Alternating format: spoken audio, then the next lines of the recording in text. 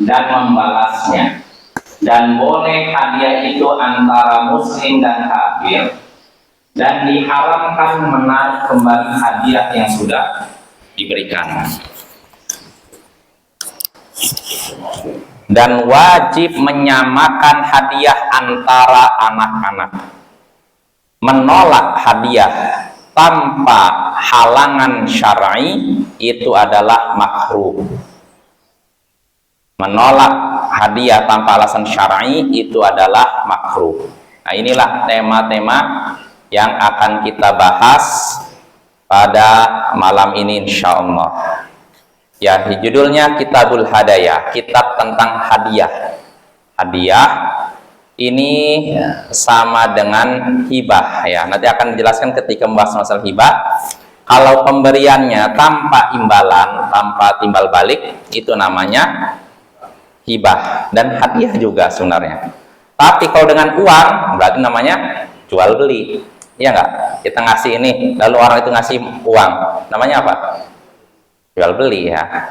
Tapi kalau misalkan tanpa ganti, itu namanya hadiah atau hibah. Jadi para ulama, kalau Imam An-Nawawi menyebutkan hadiah itu dengan hibah, hibah itu memberikan aja. Kalau hadiah memberikan sambil ada rasa penghormatan atau pemuliaan. Ini kata Imam An-Nawawi. Namun sebenarnya tidak ada bedanya antara hadiah dengan hibah. Itu istilah baru, istilah jadid. Artinya ungkapan baru. Kalau zaman dulu nggak dibedakan antara hadiah dengan hibah, sama aja. Walaupun orang zaman di generasi berapa abad belakangan dibedakan antara hadiah dengan hibah. Kalau hibah sebenarnya lama seperti tadi kata para ulama, ada yang menyatakan hibah sekedar memberi, tapi kalau hadiah memberi karena ada rasa penghormatan. Tapi yang lain ada lagi bedakan gini. Kalau hibah ini memberi atas dasar kasihan. Nah, kita lihat ada orang ini sepertinya butuh dibantu, kita kasih. Itu hibah. Tapi kalau hadiah kita memberinya karena prestasi. Misalkan ada orang yang bisa menghafal Quran, misalkan lomba hafal Quran, dia juara 3 juz lancar, lalu kita kasih sesuatu, namanya apa? Hadiah. Ya, ini ungkapan baru, artinya sama saja. Apapun yang diberi tanpa timbal balik, tanpa ganti, itu namanya hadiah atau hibah. Ya, ini pendapat yang benar begitu, tidak dibedakan karena tidak ada dalil jelas yang membedakan antara hadiah dengan hibah. Nah, itu kesimpulannya ya. Jadi hadiah dan hibah itu bisa disatukan pembahasannya. Tidak perlu dibedakan antara hadiah dan hibah karena sama-sama memberi tanpa ganti. Memberi tanpa ganti, artinya memberi udah, orang yang diberi tidak memberikan sesuatu kepada kita. Nah, itu tentang hadiah atau hibah ya. Ya, kata Imam Asy-Syaukani di sini, yushra'u qabuluha wa mukafatun 'alaiha. Disyariatkan menerima hadiah dan membalasnya. Disyariatkan menerima hadiah dan membalasnya. Disyariatkan menerima hadiah. Kenapa? Kata Imam Asy-Syaukani, amma kaunuhu yushra'u qabuluha fali hadithi Abi Hurairah 'inda al-Bukhari 'anil Nabiy sallallahu alaihi wasallam qala law du'itu ila qura'in aw dhira'in la ajabtu walau uhdiya ilayya qura'un aw dhira'un la qabiltu. Nah, adapun disyariatkan menerima hadiah, kita dapat pemberian lalu disyariatkan kita menerimanya, ini disyariatkan. Itu berdasarkan hadis Abu Hurairah dalam Sahih Bukhari dari Nabi Sallallahu Alaihi Wasallam. Beliau bersabda, kalau aku diundang untuk memakan betis, kuro itu dari lutut ke bawah, namanya apa, betis ya? Atau dhira itu ini, artinya hewan itu kan ada dua kan, depan belakang. Kalau kuro itu yang bagian belakang, dhira itu bagian depan, tangannya istilahnya. Apa ada tangan hewan? Misalkan sapi depan, kalau kita nganggap semuanya apa? Kaki kan? Ya, intinya zira itu untuk bagian tangan. Berarti apa? Kalau tangannya sapi di mana? Depan atau belakang? Depan ya. Kalau yang bagian belakang namanya betis ya. Ya, itu sama aja intinya gitu.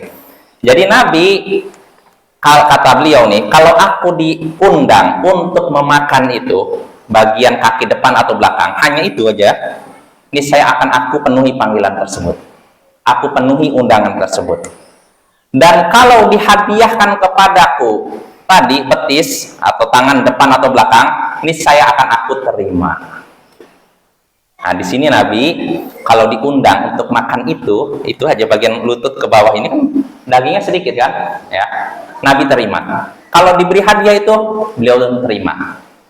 Nah, artinya ini melambangkan atau menandakan atau hadis ini menunjukkan disyariatkan menerima hadiah walaupun sedikit. Ya, contohnya Nabi gitu. Dan ini juga menunjukkan tawadhu'nya Nabi, rendah hatinya Nabi kita. Karena kalau Nabi diundang hanya untuk makan itu aja beliau mau memenuhi undangan. Dalam rangka apa? Menghormati orang yang mengundang. Karena kita sudah bahas Bapak, hukum memenuhi undangan, hukumnya apa? Wajib kalau itu walimah. Adapun selain walimah tidak wajib, tapi itu disunahkan. Jadi kalau kita diundang untuk ini makan, walaupun bukan walimah, ya kita disunahkan datang. Dan itu termasuk perkara yang disunahkan dan dapat pahala ya. Ya, jadi udah makan dapat pahala pula. Enak gak? Itu cari pahala yang mudah itu. Jadi nyari pahala itu nggak susah-susah amat ya. Kita diundang sama seorang untuk makan, kita datang. Udah makan, kenyang, makanannya enak pula, plus dapat pahala. Nah itu nikmatnya ya, seorang muslim. Nah, jadi hadis tadi menunjukkan, sekali lagi, disyariatkan menerima hadiah dari orang lain ya. Karena Nabi menerima hadiah walaupun hanya berupa ini, dari lutut ke bawah ini. Tangan, ini, atau ini. Kan sedikit dagingnya kan, nah itu tapi Nabi terima. Nabi tidak meremehkan pemberian siapapun. Nah inilah yang perlu kita tiru. Jangan sampai kita dapat pemberian dari orang lain, misalkan hanya satu piring kayak misalkan masa ngasih hadiah seperti ini. Ini sombong. Berarti tandanya kita seakan-akan saya nggak layak dong. Harusnya saya lebih makanannya harus yang berkualitas. Ya seperti itu. Seorang muslim harus tawadhu, rendah hati. Siapapun yang memberi, selama itu halal, kita terima. Siapapun yang mengundang, kalau memang yang mengundang ini orang yang soleh dan makanan yang dihidangkan halal, kita terima. Jangan kita tolak. Karena pertama, kalau kita tolak, bisa jadi akan menyakiti hati orang yang memberi ini.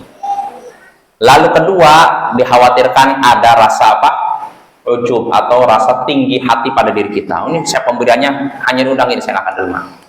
Nah ini hati-hati Bapak ya. Sekilas remeh tapi bisa mempengaruhi hubungan antara satu muslim dengan muslim lainnya. Kecuali kalau ada alasan. Nanti akan dibahas oleh Imam Syukani di pembahasan terakhir. Kalau ada alasan yang membolehkan tolak Bapak. Tapi kalau tanpa alasan demikian, maka jangan ditolak, hendaknya diterima.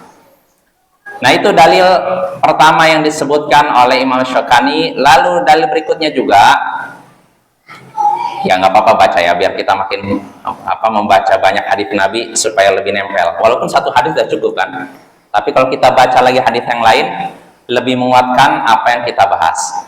Nah disebutkan juga di sini riwayat dari Imam At-Tabrani dari Ummu Hakim Al-Khuzaiyah. Nabi SAW ditanya oleh Ummu Hakim, ya Rasulullah, takrahu raddal lutf. Wahai Rasulullah, engkau tidak suka menolak suatu yang lutf, suatu yang ringan? Maka beliau pun bersabda, ma'akbahahu, alangkah buruknya itu. Artinya kalau ada yang memberi, pemberiannya ringan, lalu tolak, kata Nabi, alangkah buruknya. Artinya bagusnya apa? Terima ya. Lalu Nabi menyatakan, lau uhdiya ilayya qura'un laqabiltu.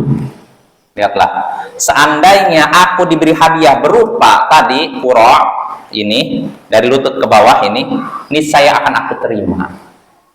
Nah lihatlah, ini menunjukkan tawadhu'nya Nabi sallallahu alaihi wasallam. Selain itu juga disyariatkan menerima hadiah, pemberian dari orang lain. Lalu hadis berikutnya juga yang disebutkan di sini oleh Imam Asy-Syaukani dari Khalid bin Adi, Nabi sallallahu alaihi wasallam bersabda, "Man ja'ahu min akhihi ma'rufun min ghairi isyrafin wala mas'alatin falyaqbalhu wala yaruddahu. Fa innama huwa rizqun saqahu Allahu ilaihi." Siapa yang datang kepadanya kebaikan dari saudaranya, siapa yang datang kepadanya kebaikan dari saudaranya tanpa menanti-nantikannya dan tanpa memintanya, maka terimalah dan jangan ditolak. Karena itu adalah rezeki yang Allah giring untuknya. Ini hadisnya nih Bapak ya. Siapa yang datang kepadanya kebaikan dari saudaranya, artinya ada saudara kita sama muslim ngasih hadiah datang kepada kita. Nah, datangnya ini min ghairi isyraf, tanpa dinanti-nantikan. Kira-kira dia datang nggak ya? Saya kemarin datang ke rumah dia, lalu setelah itu bilang, oh nanti saya akan datang. Kira-kira dia datang nggak ya? Nah, tanpa menanti-nantinya. Dan tanpa memintanya. Dia tidak menantikan kehadiran hadiah dari orang lain, dan tidak juga memintanya. Tiba-tiba datang, ngasih hadiah. Maka sikap kita apa? Kata Nabi, hendaknya menerimanya. Dan jangan menolaknya. Kenapa? Itu adalah rezeki yang Allah giring untuknya. Jadi Allah menakdirkan kita untuk dapat rezeki itu, jangan tolak. Masa rezeki ditolak? Jelas apa ya? Nah ini hadis ini menunjukkan dianjurkan, disyariatkan bagi kita menerima hadiah, pemberian dari orang lain. Lalu hadis berikutnya juga yang menguatkan ini hadis yang lebih sahih lagi dalam Sahih Bukhari dari Aisyah. Aisyah berkata, "Kana Rasulullah sallallahu alaihi wasallam yaqbalu hadiyah wa yuthibu 'alaiha." Rasulullah sallallahu alaihi wasallam beliau menerima hadiah dan membalasnya. Tadi hadis-hadis yang sudah disebutkan tadi temanya atau isinya tentang menerima hadiah, tidak menyebutkan membalasnya. Tapi hadis yang barusan dalam Sahih Bukhari, Aisyah menyatakan Nabi menerima hadiah dan membalasnya. Nah, ini jadi dianjurkan selain menerima, kita juga membalasnya. Nah itu ya. Kata Imam Asy-Syaukani, wal ahaditsu fi qabulihil hadiyata wal mukafaati 'alaiha katsiratun wa dzalika ma'lumun minhu sallallahu alaihi wasallam. Hadis-hadis tentang Nabi menerima hadiah dan membalasnya itu ada banyak, artinya bukan satu dua, banyak ya. Dan itu suatu yang dimaklumi, yang sudah diketahui dilakukan oleh Nabi sallallahu alaihi wasallam. Nah itu Bapak ya. Jadi kesimpulannya, disyariatkan kita menerima hadiah dan membalasnya. Hadiah apapun, walaupun sesuatu yang kita anggap remeh, kalau memang itu halal dan orang yang memberi soleh dari harta yang halal, terimalah. Kalau kita nolak, berarti kita sudah menyalahi hadis Nabi Sallallahu Alaihi Wasallam, walaupun memang tidak wajib. Tapi kalau tidak wajib bukan berarti haram, sunnah. Dan sunnah minimal dapat pahala kan? Ya kan, nggak ada ruginya kan? Kita praktekkan. Selain itu juga dalam rangka mendekatkan diri kita kepada orang yang memberi ini, ya, atau kita balas ini supaya mendekatkan diri. Maka disebutkan dalam hadis lain, tahadu tahabu, saling memberi hadiahlah kalian, niscaya kalian saling mencintai. Nah ini kalau kondisi umat Islam seperti ini, saling memberi hadiah, insya Allah timbul rasa simpati sesama kita, menguatkan persaudaraan kita, menguatkan kesatuan kita. Ya ini biasakan seperti ini Bapak ya. Nggak ada ruginya kita menghidupkan sunnah seperti ini. Nah itu pembahasan pertama, disyariatkan menerima hadiah dan membalasnya. Lalu berikutnya, kata Imam Asy-Syaukani, wa tajuzu bainal muslimi wal kafir, dan boleh menerima dan membalas hadiah antara muslim dan kafir. Muslim dan kafir. Kafir ini kafir siapapun, selama kafirnya tidak memerangi umat Islam secara terang-terangan ya. Loh, apa ada orang kafir yang memerangi tidak terang-terangan? Ada? Ada tidak? Ada aja. Kalau tidak terang-terangan kita nggak ngurus ya. Nggak menampakkan kebencian terang-terangan ya kita nggak ngurus ya. Karena saya yakin semua orang kafir benci Islam. Apa ya? Ini kaidah yang perlu kita ketahui. Tapi selama mereka benci dipendam dalam hati mereka, ya kita pun nggak ngurus hati orang kan, biarkan aja. Tapi kalau sudah menampakkan dengan lisan mereka, perbuatan mereka, inilah yang kita tanggapi. Qad badatil baghdha'u min afwahihim wa ma tukhfi suduruhum akbar. Allah katakan menyinggung ahli kitab, telah tampak kebencian di mulut-mulut mereka, dan apa yang ada dalam hati mereka lebih besar lagi.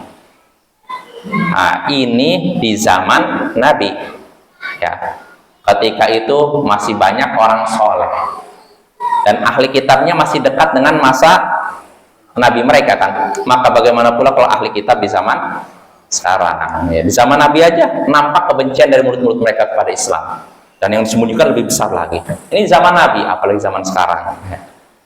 Jadi pasti setiap orang kafir benci dengan muslim, sebagaimana pasti setiap muslim benci orang kafir. Ini tentu muslim yang benar-benar muslim ya, bukan muslim KTP ya. Kalau KTP kita nggak ngurus. Artinya kalau seorang muslim imannya udah kuat, ketika menyaksikan kekafiran dia merasa apa? Bergejolak hatinya. Nah, tapi cuma disimpan, tidak diungkapkan.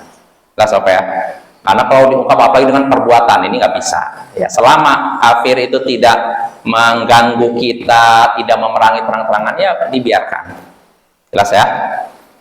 Nah, jadi itu ya. Jadi boleh memberi hadiah antara muslim dan kafir, yaitu kafir yang tidak memerangi kita. Kenapa? Fali anna Nabiyya sallallahu alaihi wasallam yaqbalu hadayal kuffar wa yuhdi lahum, kama akhrajahu Ahmad wa Tirmidzi wal Bazzar min hadithi Ali. Al ahda Kisra li Rasulillah sallallahu alaihi wasallam faqabila min, wa ahda lahu Qaisar faqabil, wa ahdat lahul muluk faqabila minha. Kenapa boleh memberi hadiah antara muslim dan kafir? Karena Nabi sendiri menerima hadiah-hadiah dari orang kafir, dan beliau pun memberi hadiah. Beliau menerima dan beliau pun memberi hadiah kepada mereka. Perhatikan. Sebagaimana disebutkan dalam Musnad Ahmad, Tirmidzi dan Bazzar dari hadits Ali, ia berkata, Kisra memberikan hadiah kepada Rasulullah, lalu beliau pun menerimanya. Kisra itu raja Persia ya. Jadi Kisra memberikan dia, terima Nabi. Dan Kaisar Romawi memberikan hadiah juga kepada Rasulullah, beliau pun terima ya. Dan para raja memberikan hadiah kepada Nabi, Nabi pun menerima. Padahal mereka kafir, tapi Nabi terima. Nah, ini boleh Bapak ya. Jadi yang seperti itu diperbolehkan ya, selama mereka tidak terang-terangan menampakkan permusuhan kepada umat Islam ya. Ya contohnya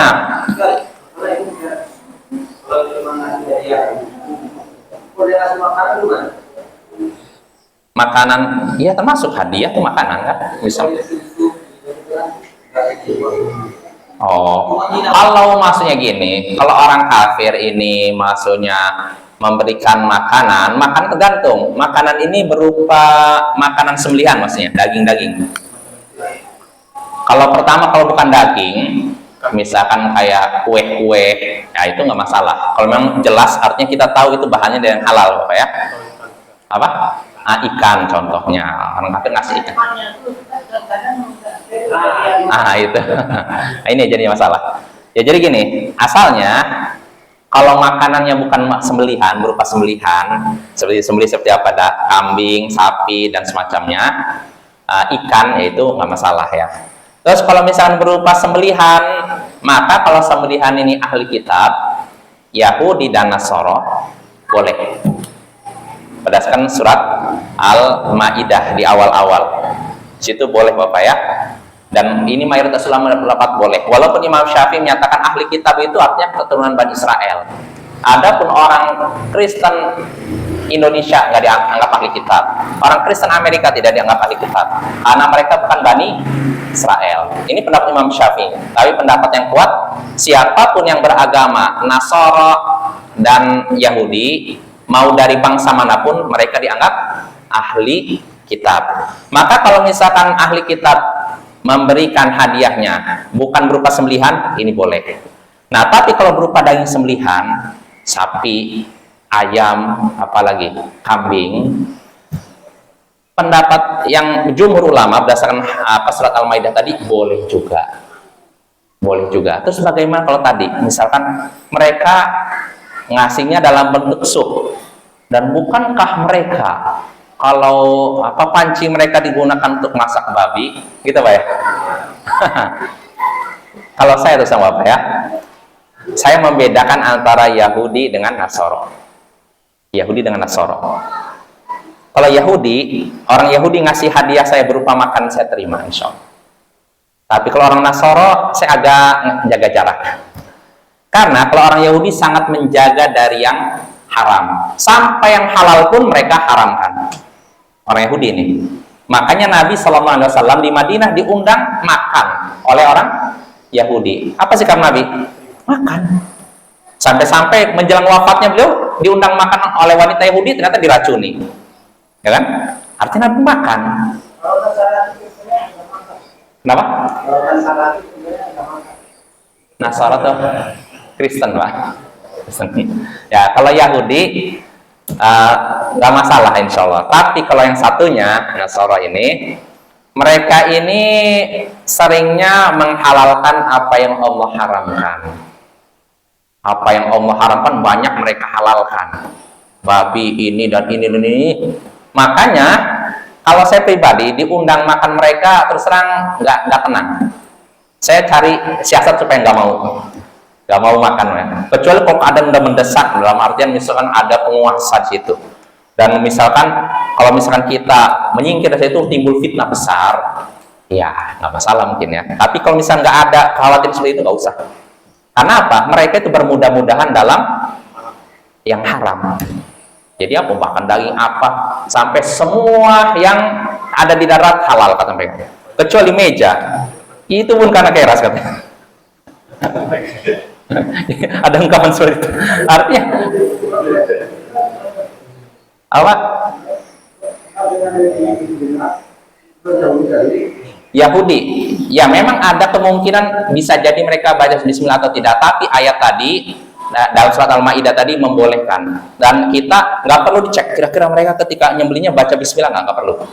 Kalau ahli kitab nggak perlu, Pak. Kecuali kalau dengan jelas-jelas nih, misalkan mereka dengan nama Isa atau dengan nama Musa, bukan dengan nama Allah, jelas kita dengar, nggak boleh makan. Jangankan orang Yahudi atau Nasara, orang Muslim kalau misalkan dengan nama apalah Nyi Roro Kidul misalkan, atau dengan nama Syekh Abdul Qadir Jailani, maka nggak boleh, nggak halal kita makan itu, walaupun Muslim, apalagi orang Yahudi dan Nasara. Nah, tapi kalau kita nggak tahu dia mengucapkan apa, hukum asalnya mereka mengucapkan nama Allah ketika nyembelih, maka nggak apa-apa kita terima. Karena ini pernah terjadi di zaman Nabi.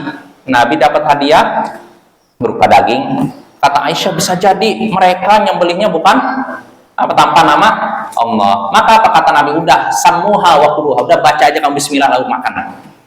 Artinya dugaan-dugaan seperti tadi mungkin saja ada, tapi hukum asalnya sembelihan ahli kitab halal. Ahli kitab Yahudi dan Nasara, Pak ya, itu boleh. Nah, lain halnya kalau misalkan dalam bentuk sudah dimasak sop tadi atau apa udah digulai. Nah, kalau Yahudi terserang, kalau saya diundang saya makan. Tapi kalau orang Nasara, aduh saya jaga dulu. Karena mereka bermudah-mudahan memang. Mereka kadang dicampur, ini panci untuk makan babi, campur juga untuk masak sapi, ya kan? Ayam atau apa. Jadi rasanya was-was, walaupun nggak saya haramkan, saya nggak berani mengharamkan. Karena Allah sendiri menghalalkan. Kecuali kalau udah jelas-jelas di situ ada babinya gitu. Tapi kalau tidak ada, kalau saya pribadi ngambil jarak. Kalau untuk orang Nasara ya. Tapi kalau orang Yahudi, saya terima. Karena itu Bapak ya, karena keumuman orang-orang Nasara itu memang benar-benar sudah banyak menghalalkan apa yang Allah haramkan. Beda dengan Yahudi. Nggak masalah, kue-kue. Iya, nggak masalah, nggak masalah. Betul. Nah, kecuali kalau ada dugaan seperti itu, kalau kita mau berhati-hati boleh juga nggak makan. Kalau orang Nasoro, memang mereka itu bermudah-mudahan dalam masalah itu. Beda dengan orang Yahudi. Yahudi sangat menjaga. Mereka.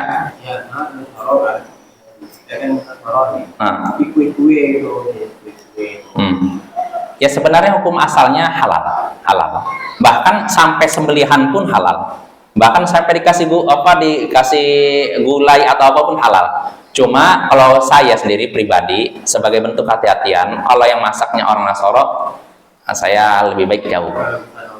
Saya nolak. Tapi kalau yang masaknya orang Yahudi, saya terima.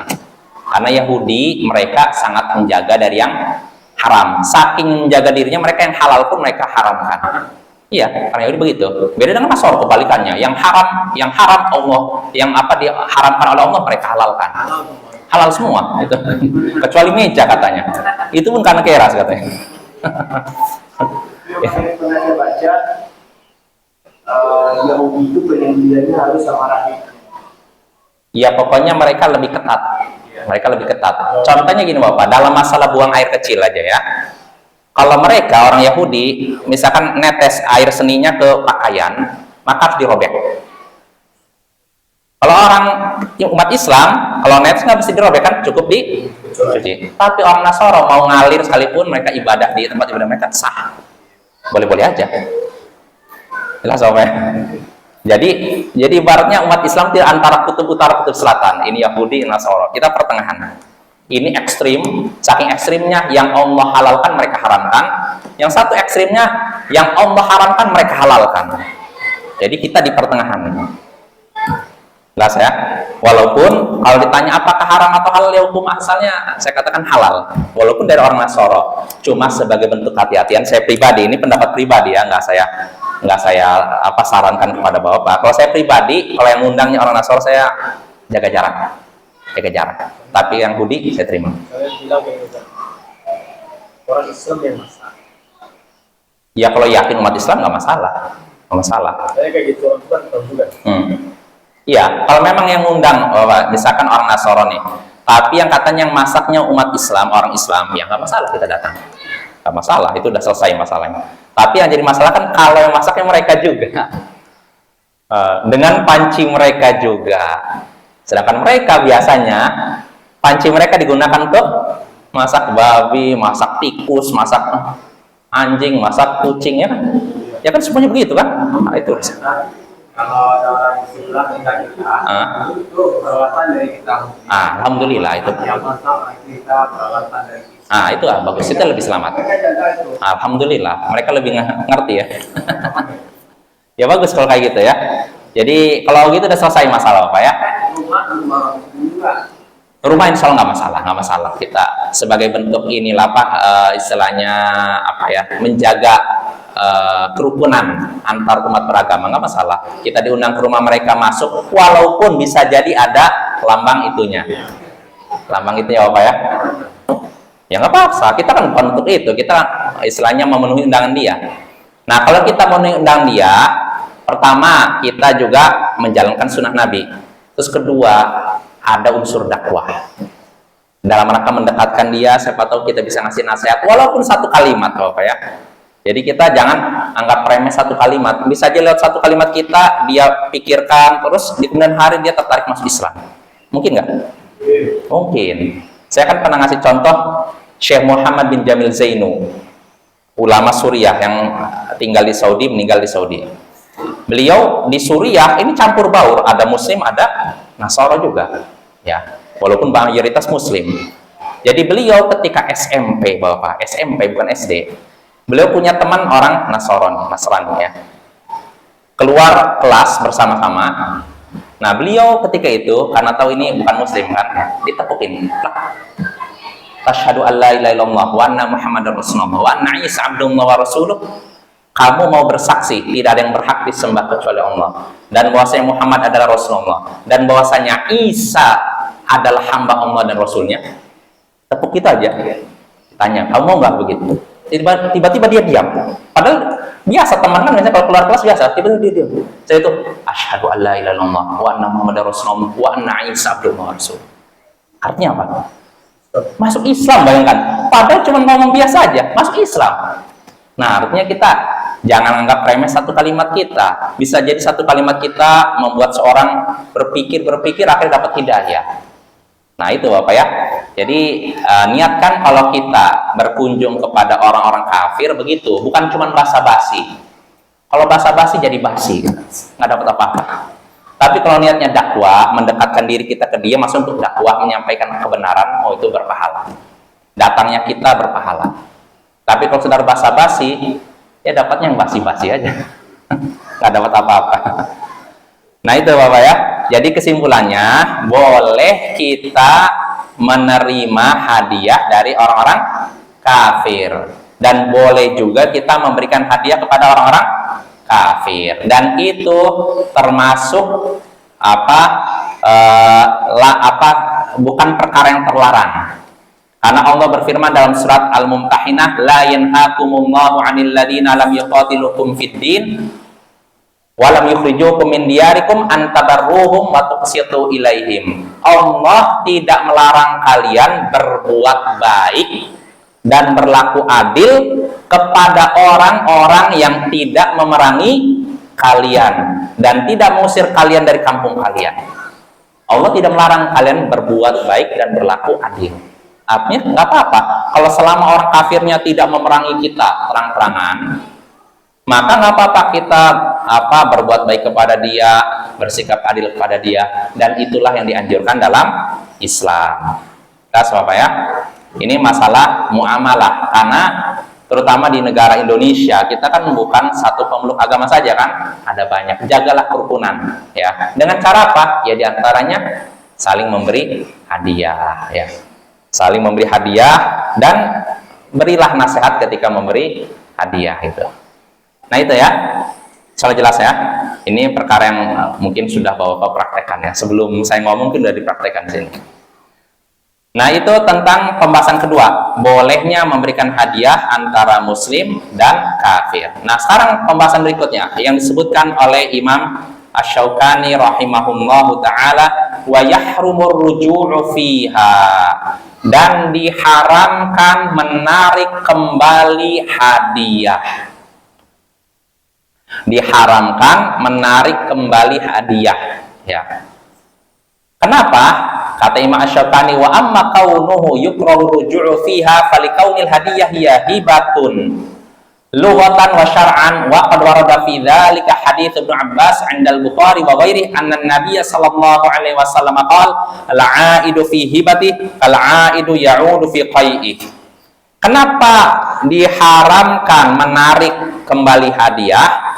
Karena hadiah ini adalah hibah, baik secara bahasa maupun syariat. Artinya sudah kita bahas, antara hadiah dan hibah sebenarnya tidak beda, sama saja.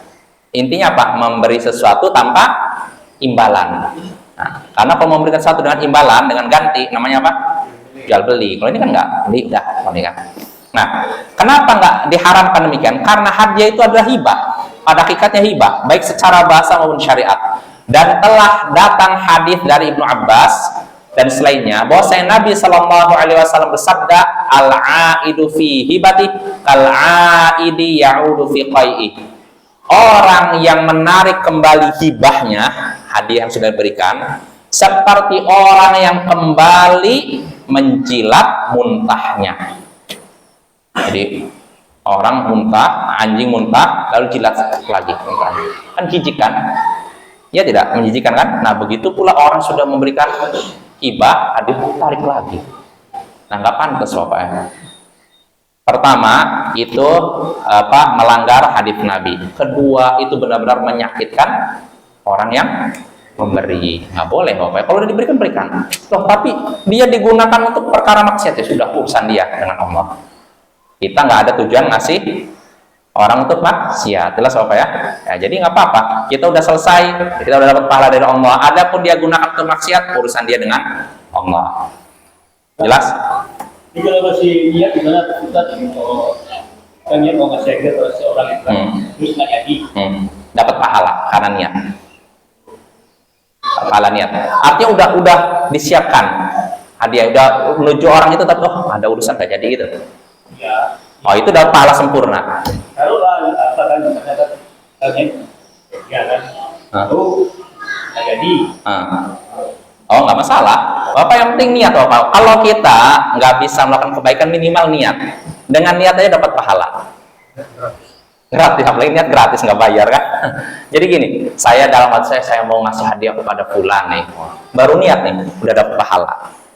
Terus bagaimana kalau misalnya saya udah niat, udah saya sediakan hadiahnya, mau pergi ke situ, anak sakit, ya udahlah nggak jadilah tuh anak. Dapat pahala nggak? Dapat pahala niat dan perbuatan sempurna. Sempurna, seakan-akan kita melakukannya, padahal tidak melakukannya. Jelas ya? Nah, lihat tuh, ini menunjukkan dalam Islam niat itu mempengaruhi pahala, mempengaruhi ganjaran. Makanya niatkan ketika hadiah, dan niat aja dapat pahala itu. Apalagi kita menjalankannya. Menjalankannya nggak jadi, dapat pahala sempurna. Apalagi jadi dikasihkan. Nah, itu lebih besar lagi pahalanya. Jelas Bapak ya? Habis. Ya, cukup sampai sini. Jadi, memberi hadiah, menarik kembali hadiah ini diharamkan. Lantas apakah ada pengecualian? Ini insya Allah akan kita bahas pada pertemuan berikutnya. Jadi apakah semua menarik hadiah, menarik pemberian ini diharamkan? Ini ada pengecualian. Siapa yang kecualikan? Insya Allah akan kita bahas pada pertemuan berikutnya. Subhanakallahumma bihamdik, asyhadu an la ilaha illa anta, astaghfiruka wa atubu ilaik. Assalamualaikum warahmatullahi wabarakatuh.